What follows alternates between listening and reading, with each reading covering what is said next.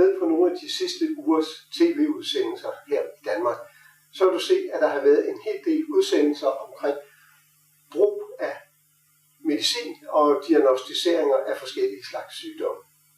Her i går aftes, der afsluttede man faktisk noget af de her udsendelser med et rigtig interessant kommentar fra flere af de læger og specialister, der er med. Nemlig det, at vi har et samfund, som i sin udvikling genererer flere mennesker, som har svært ved at stå imod det tryk, den almindelige tilværelse, den almindelige dagligdag giver. Hvad betyder det?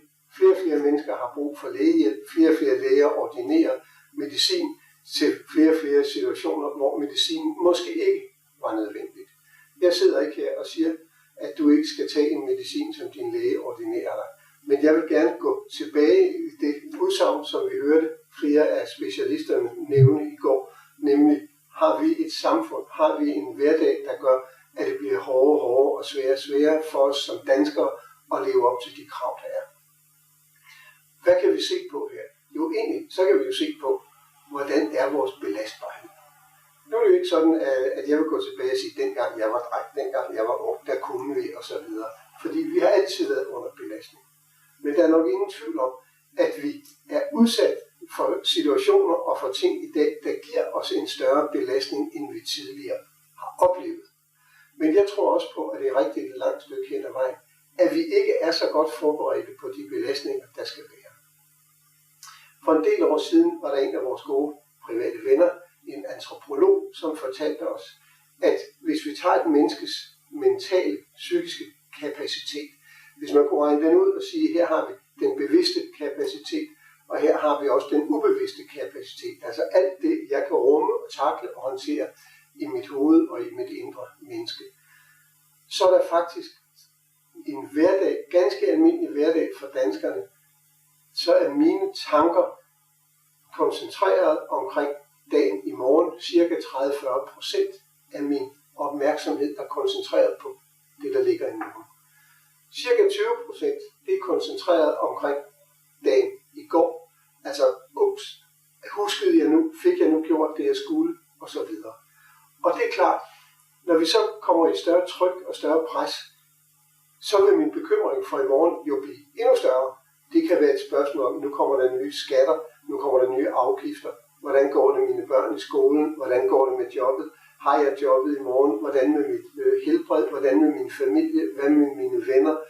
Hvad sker der overhovedet omkring os? Terror og så videre. Alt sammen noget, som klokker op i vores hoved og med min bekymring med hensyn til i morgen.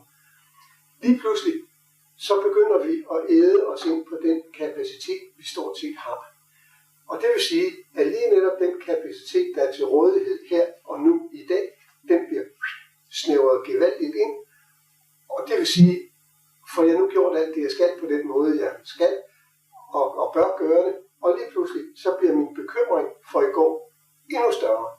Når de her to ender lige pludselig møder hinanden, svejser sammen på midten, så har vi et sammenbrud.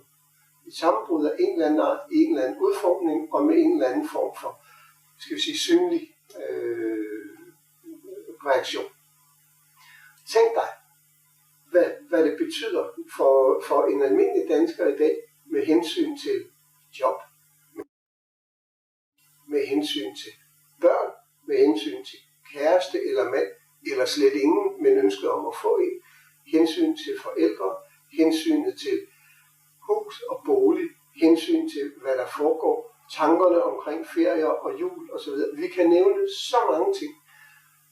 Hele tiden er vi oppe mod en verden, som tilbyder os den ene og den anden løsning efter den anden.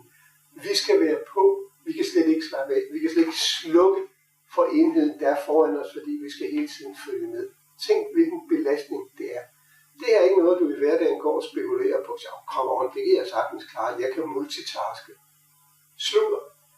Selvfølgelig er der flere ting, du kan klare på en gang, men du kan ikke klare det hele på en gang. Og lige pludselig, så havarerer du, og står med en situation, som slet ingen havde tænkt sig og drømt om. Jeg kender flere såkaldte verdensmestre af begge køn. De kunne sagtens overkomme det hele, men lige pludselig var belastningerne på hjemmefronten og på arbejdsfronten Og på andre fronter af en sådan art, at de klaskede sammen og røg stress. Nogle af dem har da været nede med stress flere gange, fordi de vil ikke erkende, at den belastning er så stor.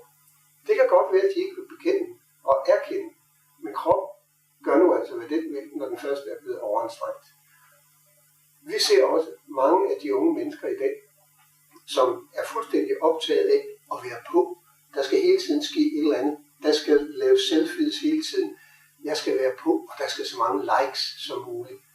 Fra i gamle dage at have nogle værdier, som byggede min karakter op og mit selvværd op, så er selvværdet mere og mere for rigtig mange mennesker blevet et spørgsmål om, hvordan tager jeg mig ud i forhold til alle de andre. Det er det, der er blevet det vigtige.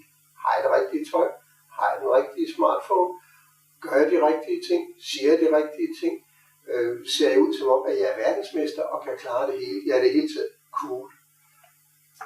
Jeg læste her forleden, at mange af de her mannequiner og så videre, der går rundt og ser sure ud på poset, det er jo ikke fordi de er sure, men fordi de får at vide, at de skal ligne verdensmester, hvor hele situationen ikke kan berøre dem whatsoever. Men det er jo altså bare en holdning og en facade. Inde bagved i dit indre menneske, der arbejder følelserne på livet løs. De graver, og de graver, og de graver. Og jo mere du beskæftiger dig med, jo mere graver det. Spørgsmålet er, hvad du har af kapacitet til at stå den belastning imod. Det tror jeg slet ikke, du er klar over. Og når du så pludselig kommer i de forskellige udfordringer, hvad gør jeg så? Fordi der ikke ligger nogen holdninger, der ligger ikke nogen beslutninger, der ligger ikke nogen start- og stopklodser, der er etableret, så farer du forvirret rundt og forretter måske endnu større skade på dig selv og dine omgivelser. Jeg vil anbefale dig rigtig meget. Tænk dig godt om. Prøv at følge med her, fordi vi vil komme med forskellige input om, hvordan du kan gøre livet lettere og undgå en masse af de situationer, du gerne vil undgå. Hvorfor siger jeg det, og hvordan kan jeg sige det? Fordi jeg engang selv var i mange af de situationer,